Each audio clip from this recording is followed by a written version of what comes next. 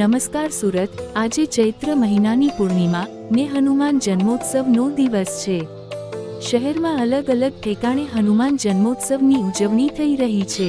Adajan road ખાતે આવેલ અટલ આશ્રમમાં વિશેષ પૂજા અર્ચના અને ભંડારાનું આયોજન કરવામાં આવ્યું, જેમાં 30,000ની વધુ ભાવિક ભક્તોએ ભંડારા અને દર્શનનો લાભ લીધો। આ ઉપરાંત વિશેષમાં 6,000 કિલોનો હનુમાનજીને એક લાડુ પ્રસાદ સ્વરૂપે ભોગ ધરવામાં આવ્યો। सभी दर्शक मित्रों ने जय सियाराम। अटल आश्रम हनुमान जी मंदिर हनुमान जन्म उत्सव की शुभकामनाओं। आज हनुमान जन्म उत्सव में 6,000 किलो एक लाडू तेमज भोजन की व्यवस्था, भोजन प्रसाद की व्यवस्था हमणा बेंड बाजा साथ हनुमान जी महाराज प्रसाद वितरण शुरू थे छे। अने आजनो पवित्र दिवस एवो शनिवार अने हनुमान जी मित्रों याद रहे ये वानर वावा छता भगवान ने एटली सेवा करी एमने कि जे भगवाने एमने हृदय लगाव्या अने रघुकुल ने ऋणी राख्या छे। आवा हनुमान जी महाराज नो आजनो दिवस छे।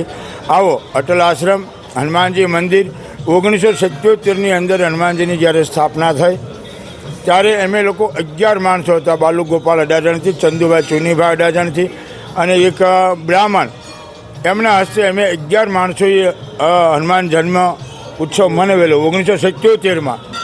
અને આજે હનુમાનજી મહારાજની દયાથી 2004થી લાડુ 551થી વધારીને આજે 2025ની અંદર 6,000 કિલોનો એક લાડુ હનુમાનજી મહારાજ ધરી જાય। અને હનુમાનજીની કૃપા હોય ને તો જ આ થઈ શકે।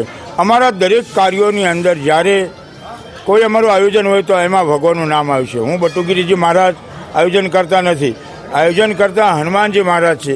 તેમજ કોઈ ભક્તનું નામ નથી આવતું કે હું આ કાર્ય કરું છું। એ મોટો એક હનુમાનજી મહારાજનો ગુપ્ત રીતે સંદેશ છે કે જે કાર્ય થાય છે ને એ હનુમાનજીની કૃપાથી થાય છે। એટલી બધી પબ્લિક એકત્રિત હોય છે છતાં નિર્વિઘ્ન હનુમાન જન્મ ઉત્સવ આપણે પાર પાડીએ છીએ। આવો આજે આપણે અટલ આશ્રમમાં હનુમાનજી મહારાજના દર્શન કરી પાવન થઈએ અને પ્રસાદ ગ્રહણ કરીએ। સવામણી ભોગનો પ્રસાદ લેવાથી તમારા દરેક દુઃખો અને રોગોનો નાશ થાય એવી હું કામના કરું છું।